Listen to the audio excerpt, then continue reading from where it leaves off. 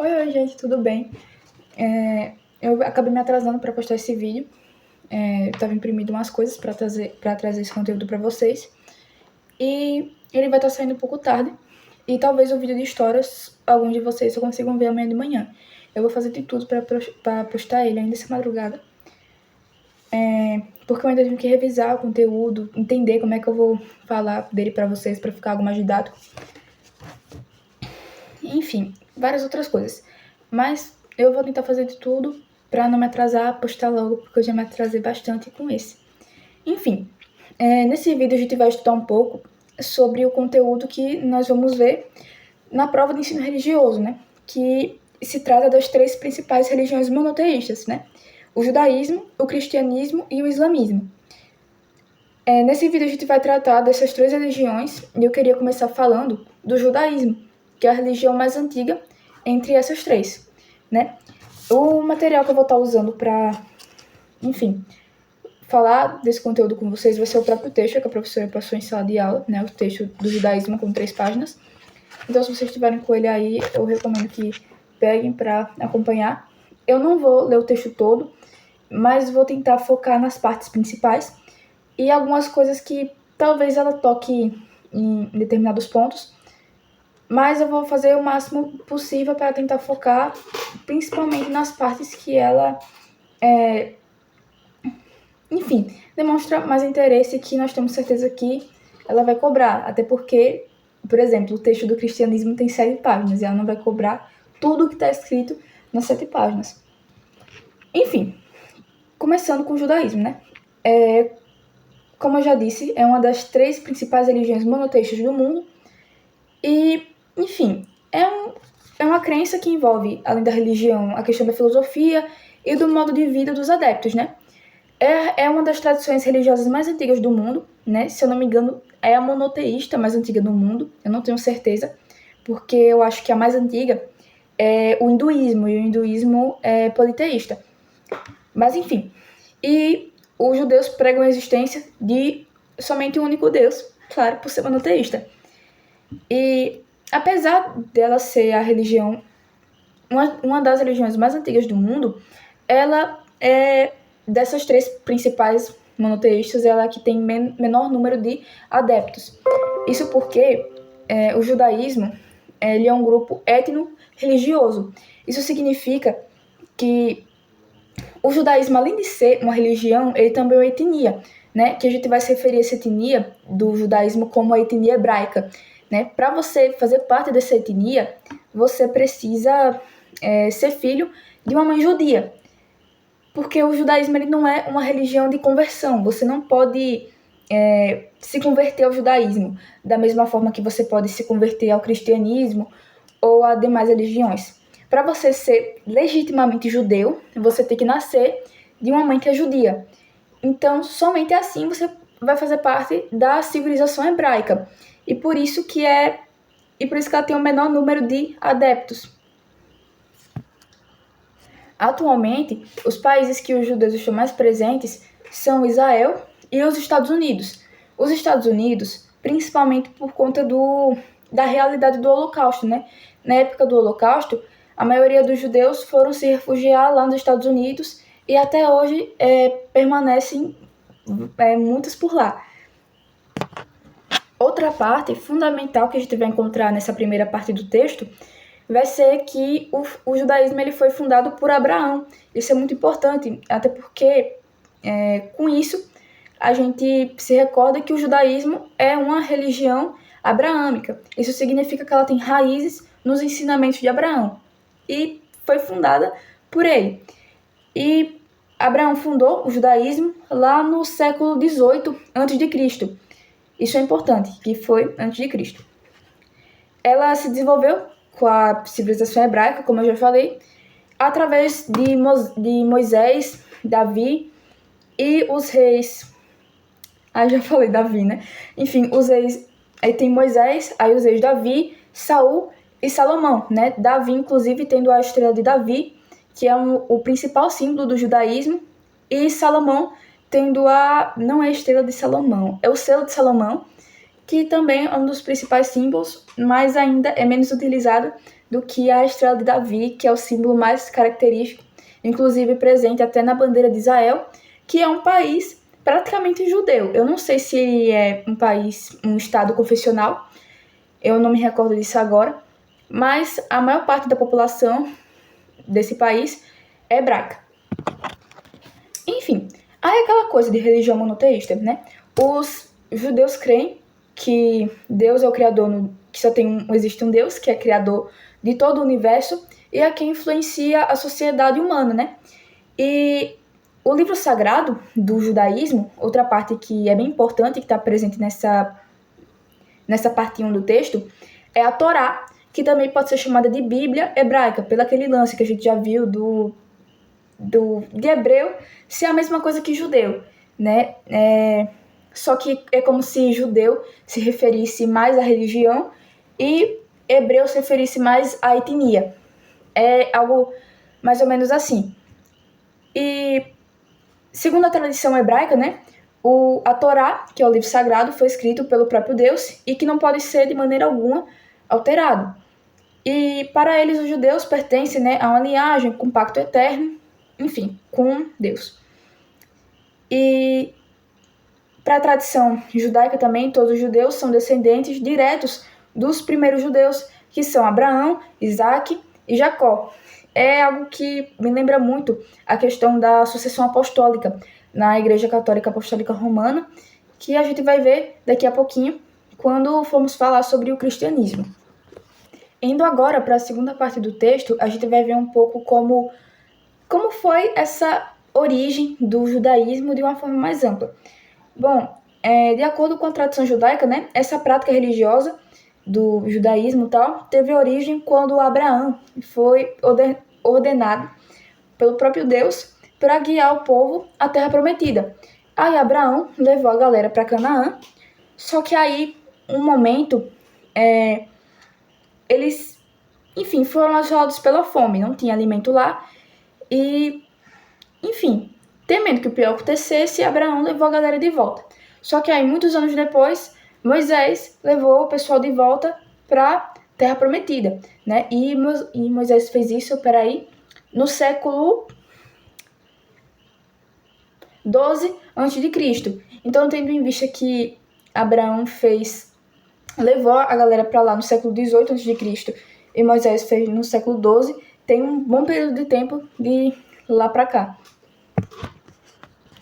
Aí, essa volta para Canaã, dessa vez com Moisés, foi extremamente importante, porque foi nessa volta para Canaã que o judaísmo passou a ser uma religião mais estruturada, né? E isso aconteceu, como eu falei um pouquinho anteriormente dessas figuras, principalmente nos reinados de Saul, de Davi e de Salomão, né? No reinado dessa galera, o judaísmo tomou muito mais força. Só que alguns outros grupos no Oriente Médio também ganharam mais poder e passaram a ocupar o território judeu. E com isso, a comunidade hebraica se enfraqueceu um pouco e se dividiu em alguns grupos. E, enfim, é toda uma história, mas eu acabei me estendendo. Isso não é tão importante assim para a prova. Mas é bom a gente estar bem contextualizado sobre como foi essa estruturação do judaísmo para uma religião mais, digamos assim, organizada, né? Então, é importante lembrar que isso aconteceu no período da volta para a Terra Prometida e nos reinados dos reis Davi, Saul e Salomão. Bom, aí agora a gente vai para a terceira parte do texto, que fala um pouco sobre as crenças dos judeus, né? E essa terceira parte começa falando que os judeus cultuam um único Deus chamado Javé ou Jeová. E que para o judaísmo, Deus é um ser onipresente, onisciente e onipotente. E esse conceito de Deus ser um ser onipresente, onipotente e onisciente é algo que a gente vai ver praticamente em todas as religiões monoteístas existentes, né? Essa parte das crenças também vai falar um pouco sobre a sinagoga, né, que é o templo do judaísmo, onde são reunidos os fiéis para a prática de leitura de textos sagrados sobre a orientação de um sacerdote. E esse sacerdote é o rabino, né? É inclusive na sinagoga que acontecem os principais rituais judaicos, né? Dois deles, no caso, sendo o Bar Mitzvah e o Bat Mitzvah. O Bar Mitzvah é a primeira leitura dos meninos na sinagoga e o Bat Mitzvah é a primeira leitura das meninas na sinagoga, né? Esse ritual, inclusive, simboliza a introdução dessas pessoas na vida adulta e comprometimento com a vida religiosa. Nessa terceira parte do texto também, a gente vai entrar numa parte extremamente importante que a professora aparentemente achou muito interessante e está gostando muito de cobrar, que é a parte dos 3 pilares da fé, que são o Teshuvá, o Tefilá e o Peraí que eu esqueci como é que pronuncia isso. E o Tzedaká, né? O Teshuvá significa o arrependimento e o retorno às origens quando se comete um erro, quando se comete alguma... Como é que eu posso dizer? Alguma espécie de... Não seria crime a palavra. Enfim, vou usar porque eu não lembro de outra palavra agora. Mas alguma espécie de crime contra Deus, né? O Tefilá, ele significa a ligação do fiel com Deus, né? A ligação da prece com Deus. E o Tzedakah significa caridade, mas a caridade aqui é no sentido de justiça, de ser justo, assim como Deus para os judeus é um ser justo. Com relação a essa parte dos 3 pilares de fé, eu recomendo que vocês lembrem só do que é cada uma, que não se lembrem desses nomes, porque pode atrapalhar vocês na hora da prova, ficar lembrando da escrita, de tudo. Enfim, lembrem só da questão do arrependimento, da ligação com Deus e da caridade. Isso é tudo que vocês precisam lembrar com relação a esses 3 pilares de fé. A gente estudou também, em sala de aula, algumas ramificações do judaísmo, que essas são o judaísmo ortodoxo, o judaísmo conservador, o judaísmo reformista, o judaísmo reconstrucionista e o judaísmo humanista, né? Os ortodoxos, como a gente já estudou também no cristianismo, a palavra ortodoxo, por que eu falei ortodoxo? A palavra ortodoxo significa aquele que, enfim, que pratica a fé verdadeira, aquele que é verdadeiro. Então, os ortodoxos são aqueles que cumprem de forma completamente estrita os 613 preceitos estipulados na lei judaica. Esse negócio dos 613 preceitos eu falei aqui, mas não é algo que vocês devem lembrar. É só para, de forma resumida, é como se os judeus ortodoxos fossem os mais radicais entre essas ramificações.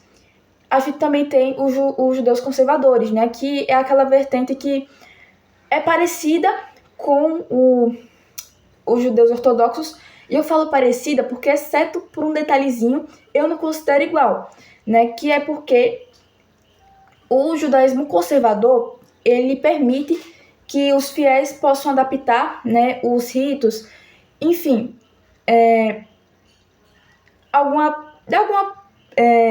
como é que eu posso dizer? Peraí, vou pensar na palavra. Alguns hábitos da religião com a necessidade daquela pessoa. Por exemplo, se acontecer de não ter uma sinagoga onde você mora, na sua cidade, enfim, aí o judaísmo conservador permite que você adapte a leitura da Torá dentro da sua própria casa. Isso, enfim, é deveras melhor do que o judaísmo ortodoxo, que não admite esse tipo de modificação e... como é a palavra que eu acabei de falar?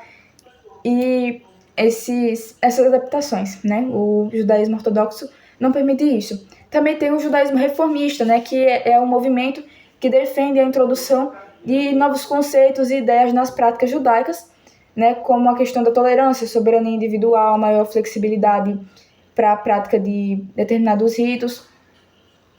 e questões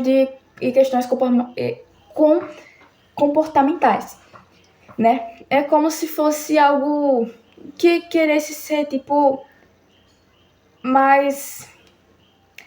Não sei dizer, mas como se quisesse ser algo mais leve, que fosse mais liberal. Essa é a palavra que eu quero dizer. Como se quisesse ser mais liberal, digamos assim. Também existe o judaísmo reconstrucionista, que é um movimento fundado lá no século XX, nos Estados Unidos, por um rabino, né, que é o sacerdote judeu, e ele dá ênfase na ideia do judaísmo como uma religião, ou seja, no povo hebreu. Eu não pesquisei muito a fundo para explicar para vocês como é essa ideia do judaísmo reconstrucionista, mas se vocês tiverem a oportunidade de pesquisar agora, pesquisem, aprendam mais sobre, porque pode até ser legal esse conhecimento para vocês, caso caia alguma questão na prova com relação a essas 5 ramificações do judaísmo. Então, fica a minha recomendação. E por último, a gente tem o judaísmo humanístico, que é um movimento judaico que oferece uma alternativa não teísta na vida judaica contemporânea. É como se fosse um judaísmo ateu, digamos assim. Que esse não teísmo é como se você não precisasse de Deus, mas que de alguma forma você quisesse continuar praticando o judaísmo. Eu não entendi muito o conceito desse aqui, para falar a verdade. Mas é isso, é como se fosse um judaísmo ateu, mas não exatamente isso, e que oferece uma alternativa também mais liberal, digamos assim, para a vida contemporânea, mas não é comparável ainda com o reformista, porque o reformista ainda, como é que eu posso dizer, crê e, enfim, ensina a ligação com Deus, que inclusive é um dos 3 pilares da fé, né? Então esse judaísmo humanístico é meio estranho. Eu vou tentar pesquisar depois e, enfim. Indo agora para os rituais, né? Eu já falei um pouco sobre o bar mitzvah, o bar sendo para os meninos, e o bat sendo para as meninas, lembrem disso. Mas também a gente tem o Brit Milá, que é a circuncisão dos meninos que nascem aos 8 dias de vida, né? Enfim, esse ritual ele segue os preceitos ordenados pela Torá. Quando eu parei aqui agora era porque eu estava tentando me lembrar onde era feito esse ritual, mas eu acredito que seja em algum templo, em uma sinagoga, algo assim. E também tem o casamento e o luto, que no caso é o Shivá, né? Que eu acredito que os dois têm essa denominação. E também tem aqui algumas curiosidades, como um judeu não precisa necessariamente seguir o judaísmo, mas o judaísmo só pode ser praticado por judeus. Enfim, essas curiosidades que estão aqui no final é mais algo para descontrair, mas, enfim, no judaísmo, o mais importante para lembrar vai ser essa questão dos rituais judaicos, a questão das 5 ramificações, os 3 pilares da fé e o que é o judaísmo, né? A questão de ser uma das 3 principais religiões monoteístas, de ser uma religião abraâmica, de ter se originado no Oriente Médio, tudo isso é extremamente importante vocês lembrarem, né? A questão também dos reinados de Saul, Davi e Salomão, extremamente importante. Enfim, essas partes da origem do judaísmo, enfim, tentem lembrar disso na hora da prova. E, enfim, eu vou dar um pause aqui, vou me organizar para agora a gente começar a falar um pouco sobre o cristianismo. Falando agora do cristianismo. Enfim, para essa parte eu vou estar usando o material do PDF do Cristianismo Explicativo, que ela passou em sala de aula, e que apresenta o texto do cristianismo de uma forma mais resumida e compactada com os conteúdos que ela vai cobrar, né? Bom, primeiramente, o que é o cristianismo? O cristianismo, assim como o judaísmo, é uma religião monoteísta que crê na existência de só um único Deus, que é criador do universo. Inclusive, a religião cristã se desenvolveu através do judaísmo. Não se desenvolveu, mas é como se... Como não? É derivada do judaísmo, né? A figura central do cristianismo é Jesus Cristo, que os cristãos acreditam ser o Filho de Deus, né? Aquele que veio no mundo para remir e salvar a alma das pessoas do pecado, né? Veio para trazer a salvação de toda a humanidade. E atualmente é a maior religião do planeta, né? É a mais praticada. Não tenho dados do cristianismo num todo, mas só o catolicismo são mais de 1,4 bilhão pessoas. Então, assim, é muita gente. Imagina o cristianismo como um todo, incluindo os ortodoxos e as religiões protestantes.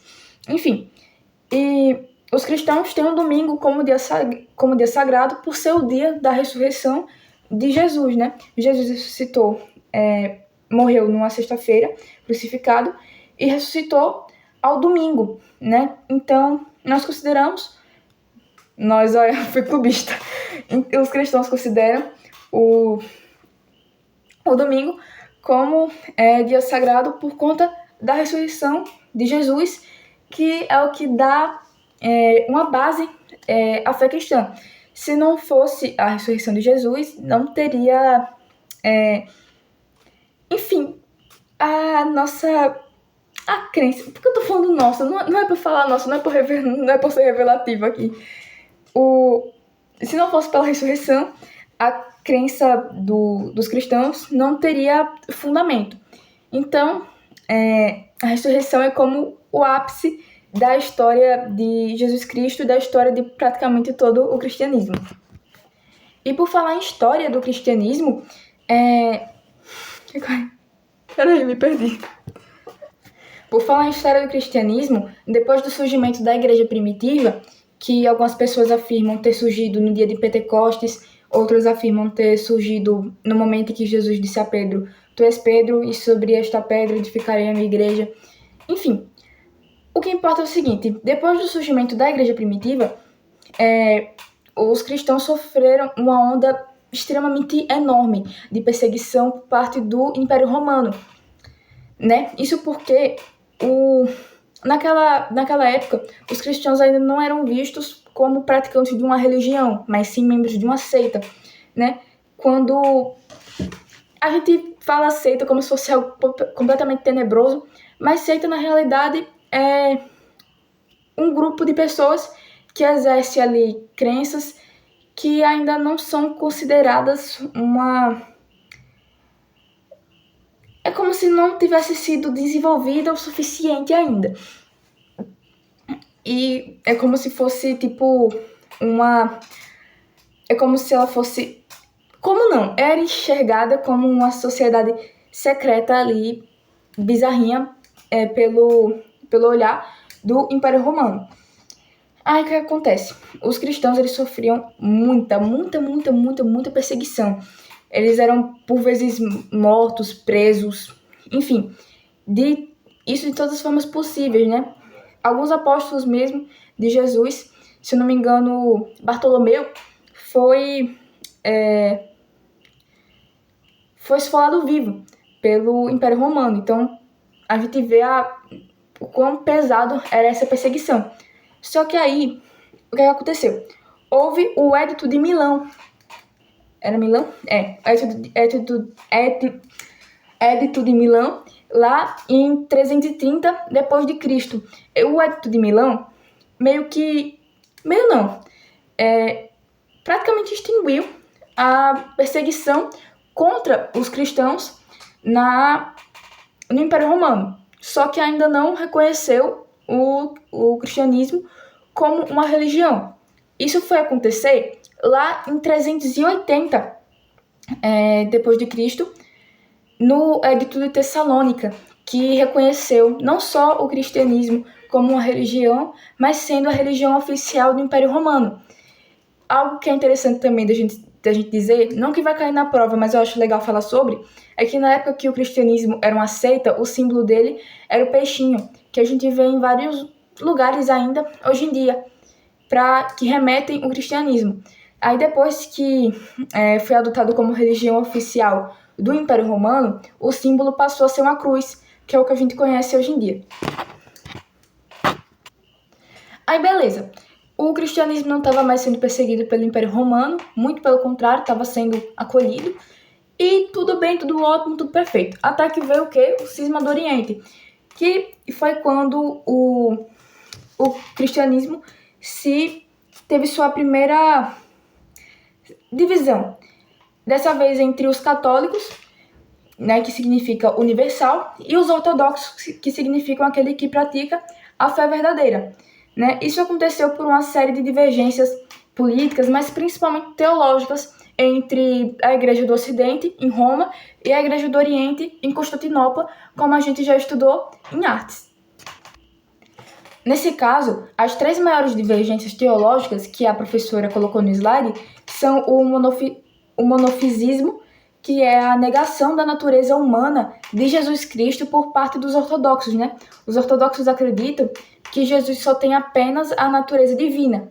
Já os católicos acreditam que Jesus possui as 2 naturezas, que não se separam e que, enfim, estão completamente unidas em um único ser, no caso Jesus, né? Então, para os ortodoxos, Jesus tem apenas a natureza divina, e na visão dos católicos, Jesus tem a natureza humana e divina juntas, que não se separam. Também tem a questão da iconoclastia, que eu considerei essa definição do slide bem errônea. Na realidade, eu acredito que se refere apenas à questão da forma com que os católicos e os ortodoxos faziam os seus ícones, né, que remetiam a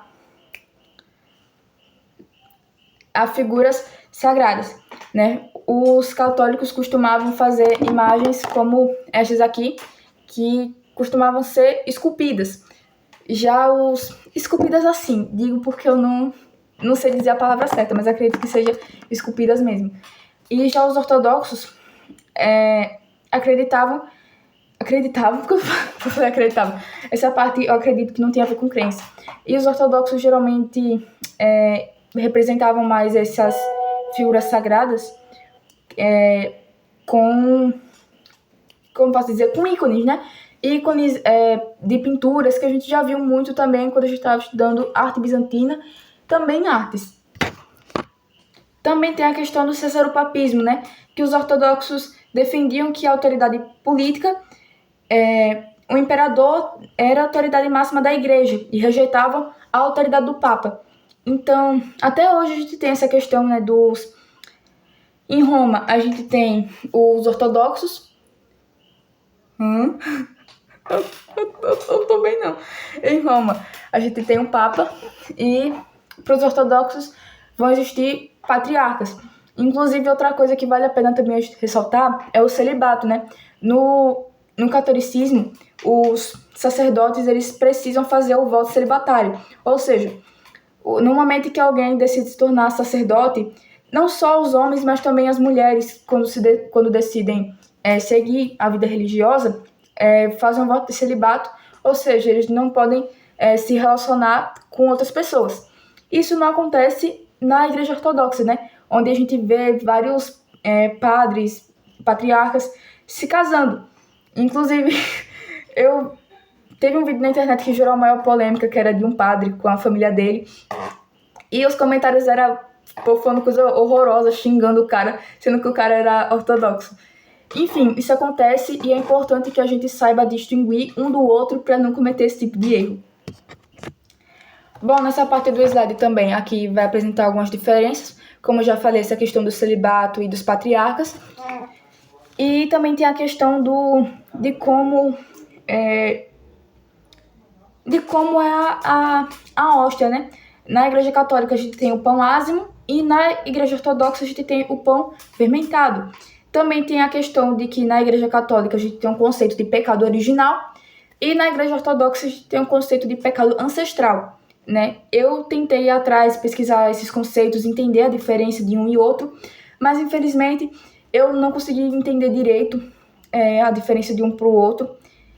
Vou tentar ver um vídeo depois para tentar entender, mas eu tenho praticamente certeza absoluta que não é isso que a professora vai dar foco na prova.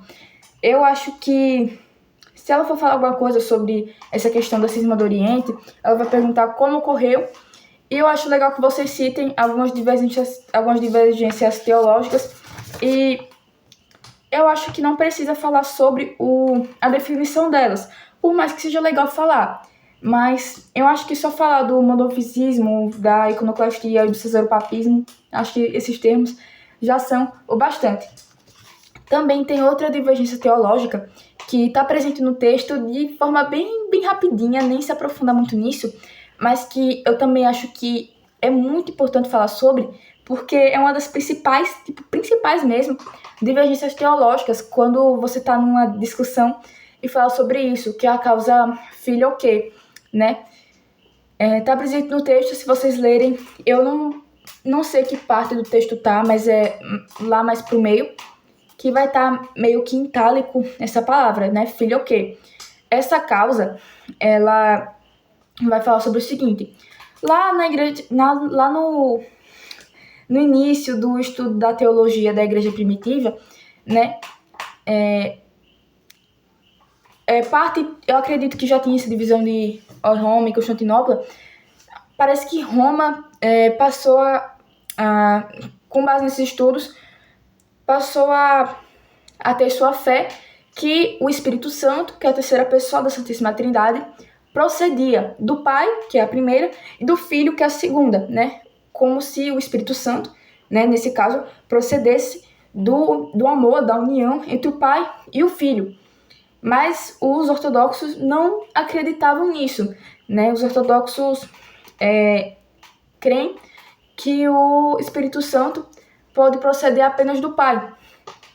E ficaram bem revoltados, porque os católicos começaram a usar isso no credo niceno-constantinopolitano deles, que é o texto base da fé católica, e os ortodoxos ficaram revoltados, porque não teve ao menos um concílio, que é como se fosse uma reunião de todos esses teólogos, sacerdotes, para discutir sobre questões de fé.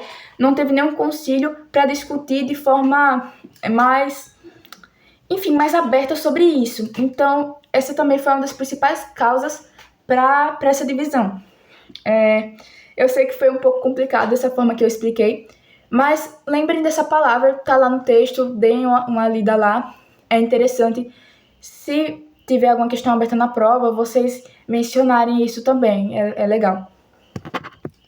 Enfim, agora que vocês já estão explicados sobre a cisma do Oriente, eu vou falar um pouco sobre a Reforma Protestante, que também foi um dos principais eventos dentro do cristianismo, que gerou muito mais divisões dentro do cristianismo, já que atualmente existem cerca de 40 mil denominações protestantes em todo o mundo. Tipo, é muita coisa, foi muita divisão. Mas no começo não foi assim. A Reforma Protestante aconteceu lá em 1517, né, onde ocorreu de novo uma divisão dentro da Igreja Católica, né? Essa divisão, essa primeira, ocorreu vindo de um cara, no caso, chamado Martinho Lutero, que era um monge católico que estava muito insatisfeito com algumas atitudes de algumas pessoas corruptas que existiam dentro da igreja local, né, do lugar onde ele morava, né? Aconteceu na Alemanha isso. E aí ele ficou muito chateado com toda aquela situação que estava acontecendo e enfim, foi contra algumas práticas de uma galera corrupta que estava acontecendo lá dentro.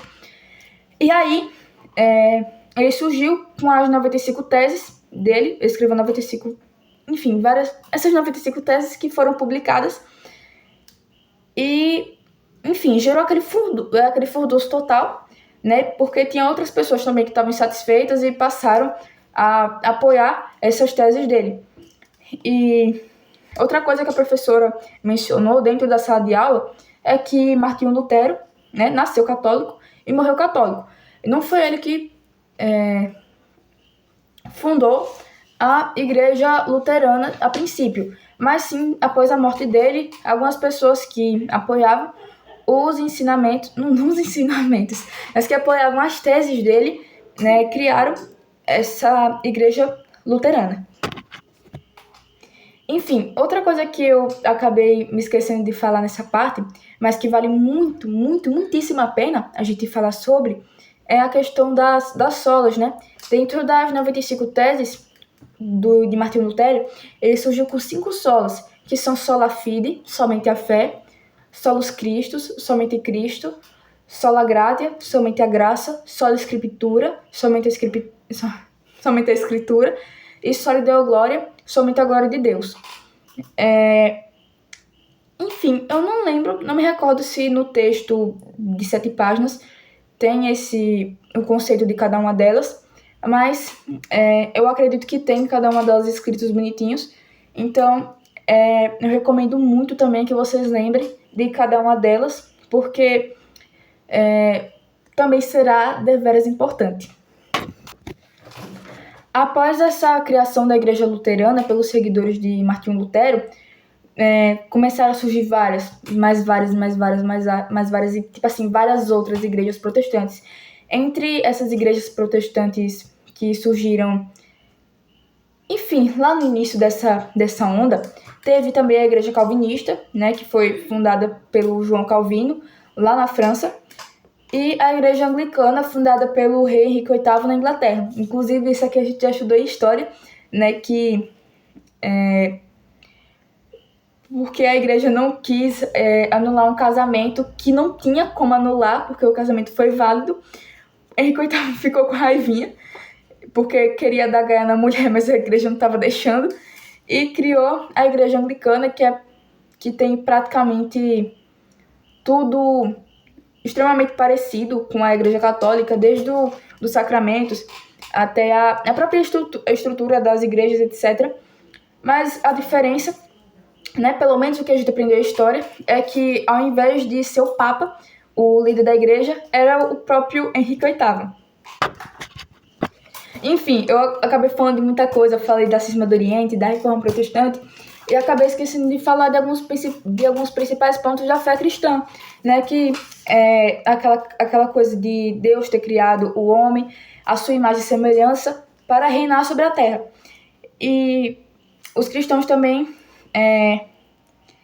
têm, sobretudo, o primeiro mandamento da lei de Deus, que é amar a Deus acima de todas as coisas, e também amar o próximo como a si mesmo, né?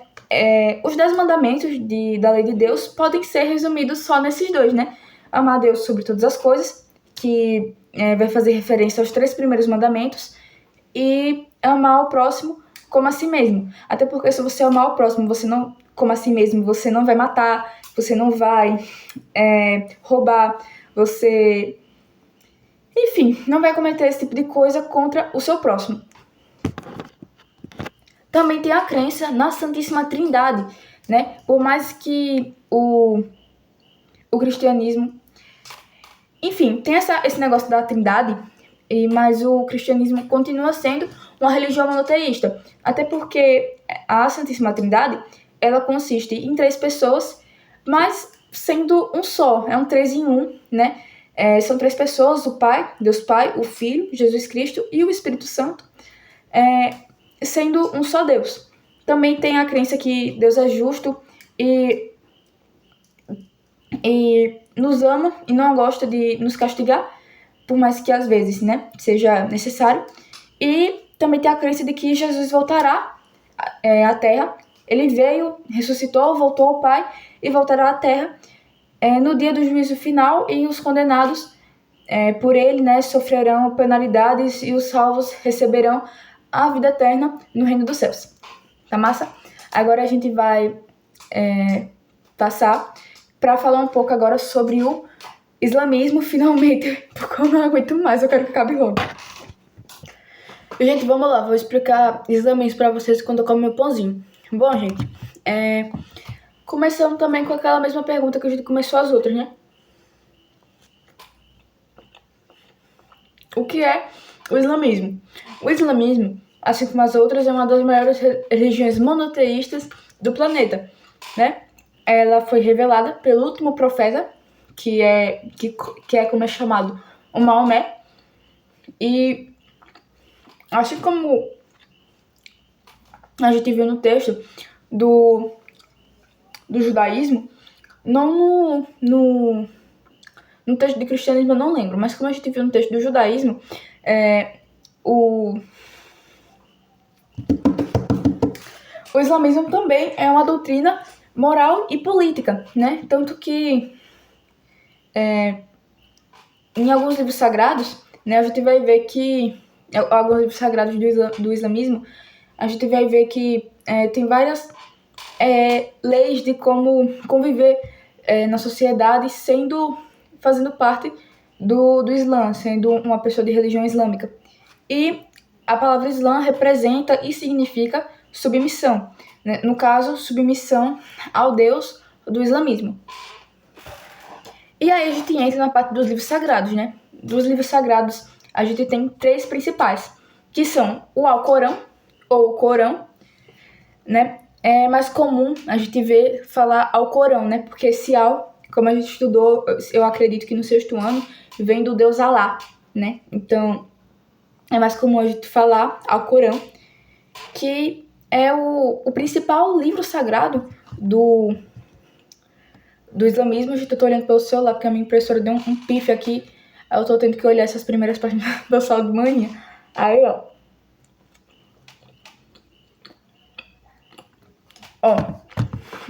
O Alcorão, ele vai ter as revelações que Maomé recebeu do anjo Gabriel, quando o anjo Gabriel foi fazer as revelações de Deus a ele, né? Ele é dividido em 114 suratas, que é a mesma coisa que capítulos. E a primeira surata é conhecida como Al-Fatiha. Se não me engano é assim que pronuncia, não tenho certeza, mas acho que é Al-Fatiha. E elas são organizadas em ordem decrescente de tamanho, ou seja, vai da maior surata para menor. Deu para entender? Aí, ó, além do Alcorão, a gente vai ter outros 2, que também vão ser de extrema importância, que vão ser a Sharia e a Sunnah, né? A Sharia, ela é o livro das leis, né? Como eu tinha falado anteriormente, né? Ela vai ser o livro da lei sagrada e vai ter nele vários rituais religiosos, questões de ética pessoal, de como, enfim, aquela coisa, né, de como se comportar em sociedade, questões sociais, econômicas e familiares. Então, é como se fosse uma constituição. Não tem nada a ver. Eu só dando um exemplo aqui para ficar mais didático. É como se fosse a constituição do islamismo. Como se fosse praticamente enfim, é isso que eu quis dizer. Como se fosse a Constituição que a gente tem aqui no Brasil, a Constituição Federal do islamismo, o livro de leis do islamismo. Aí no slide seguinte, a gente vai ter uma diferenciação mais compacta, né? Vai ter aquela questão vai ter explicando o que é o Alcorão, que eu já expliquei, que são as revelações que o anjo Gabriel fez a Maomé, né, em sua visita. A Sharia envolve esse processo de interpretação, raciocínio jurídico, né? É praticamente um livro jurídico, um livro judicial, é praticamente isso. Só que dentro da religião. E também tem a Sunnah, que a gente falou por último, mas tá longe de ser a mais importante. A Sunnah é o livro sagrado em que a gente vai observar os ensinamentos e as práticas e vários ditos do profeta Maomé, né, que é chamado de último profeta.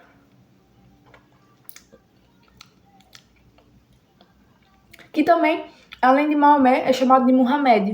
Vale a gente lembrar disso também, para que não seja causada confusão na hora da prova. Quando a gente vê Muhammad em algum lugar, a gente pensa, poxa, não era Maomé, ele tem esses dois nomes, né? Pode ser chamado das duas maneiras. Enfim, é como se a Sunnah fosse um tutorial da Sharia, só que feito pelo Maomé. E é praticamente isso. Não tem nada de muito difícil, muito complicado em diferenciar esses livros. A questão é lembrar o nome deles e juntar com a definição. Eu acredito que o Alcorão seja mais fácil de a gente se lembrar, até porque é o que a gente vê desde o 6º ano, né, o Alcorão. Esses dois outros livros a gente tá vendo agora. Então eu acho que é mais fácil de diferenciar os dois. E o Alcorão meio que já tá em um cantinho da nossa cabeça. Enfim, aí a gente entra nas cidades sagradas, né? As cidades sagradas, a gente tem duas principais. Na verdade, essas duas cidades sagradas que a gente tem dentro do islamismo. Né? Entre essas duas, a mais importante é Meca, que é chamada de coração do Islã. Isso porque... E também do berço do profeta. Isso porque foi a cidade onde Maomé nasceu, né? É a cidade mais sagrada, como está dizendo no slide.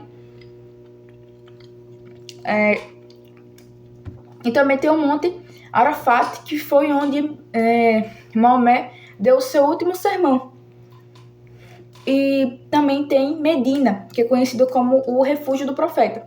É a segunda cidade mais sagrada, já que não é a primeira e só tem essas duas. E é chamada assim porque